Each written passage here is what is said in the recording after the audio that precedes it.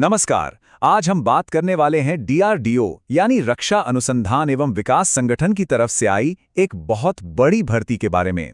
ये CPTAM 11 recruitment पर एक पूरी जानकारी है। तो चलिए इसे डिटेल में समझते हैं। तो सबसे पहले जो नंबर ध्यान खींचता है वो है 764। जी हाँ, टेक्निकल और नॉन टेक्निकल दोनों मिलाकर कुल 764 पद निकले हैं। ये वाकई एक बहुत बड़ा मौका है। और देखिए, ये सिर्फ एक नौकरी नहीं है, ये एक मौका है देश की रक्षा तकनीक में सीधे अपना योगदान देने का।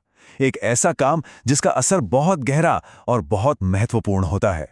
तो चलिए अब ये समझते हैं कि ये 764 पद आखिर हैं किन-किन रोल्स के लिए। मतलब कौन-कौन सी अलग-अलग टेक्निकल और नॉन टेक्निकल पोजीशंस उपलब्ध हैं।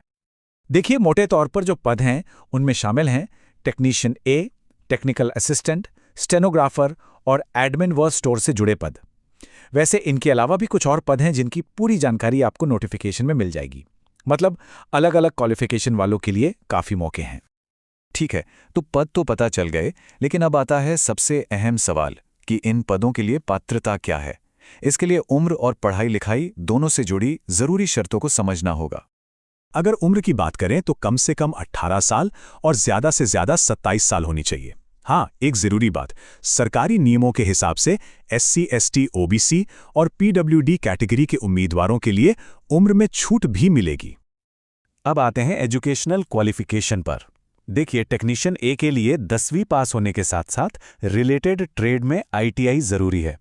टेक्निकल असिस्टेंट के लिए साइंस या इंजीनियरिंग में डिप्लोमा या फिर BSc की डिग्री होनी चाहिए।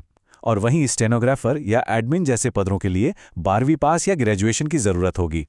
मान लीजिए कि कोई अप्लाई कर देता है, तो फिर आगे क्या होगा? सिलेक्शन का प्रोसेस क्या है? ये एक मल्टी स्टेज प्रोसेस है जिससे सही उम्मीदवारों को चुना जा सके। चलिए इसे भी समझ लेते हैं। ये जो पूरा सिलेक्शन प्रोसेस है ना, ये 4 स्टेज में बटा हुआ है। सबसे पहले तो एक Tier 1 का कंप्यूटर बेस्ड ऑब्जेक्टिव टेस्ट होगा। जो इसे क्लियर करेंगे उन्हें पद के हिसाब से Tier 2 एग्जाम या ट्रेड टेस्ट देना होगा। इसके बाद होगा डॉक्यूमेंट वेरिफिकेशन और आखिर में एक मेडिकल एग्जामिनेशन। किसी भी जॉब के लिए सैलरी और एप्लीकेशन फीस, ये 2 चीजें बहुत मायने रखती हैं। तो चलिए इस पर भी नजर डालते हैं कि इस मौके के फाइनेंशियल पहलू क्या हैं। सैलरी की बात करें तो ये काफी अच्छी है।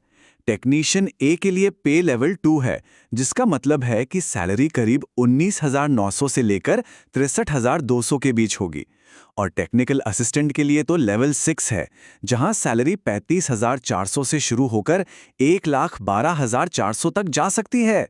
वाकई बहुत ही जबरदस्त पैकेज है। एप्लीकेशन फीस की बात करें तो इसे बहुत ही आसान रखा गया है। जनरल, OBC और EWS कैंडिडेट्स के लिए सिर्फ 100 रुपये। और सबसे अच्छी बात यह है कि SC, ST, PWD और सभी महिला उम्मीदवारों के लिए कोई फीस नहीं है। जी हाँ, बिल्कुल जीरो। तो अब जब सारी जानकारी मिल गई है और अगर कोई अप्लाई करना चाहता है तो अगला कदम क्या होगा? चलिए एप्लीकेशन भरने का पूरा action plan step by step देखते हैं। प्रोसेस बहुत सीधा सा है। सबसे पहले DRDO CPTAM की ऑफिशियल वेबसाइट पर जाना है। वहां सेप्टाम 11 रिक्रूटमेंट 2025 का लिंक दिखेगा, उस पर क्लिक करना है। फिर रजिस्ट्रेशन करके लॉगिन करें। इसके बाद एप्लीकेशन फॉर्म भरें और सारे ज़रूरी डॉक्यूमेंट्स अपलोड कर दें। ऑनलाइन फीस पेमेंट करें और आखिर में फॉर्म सबमिट कर दें।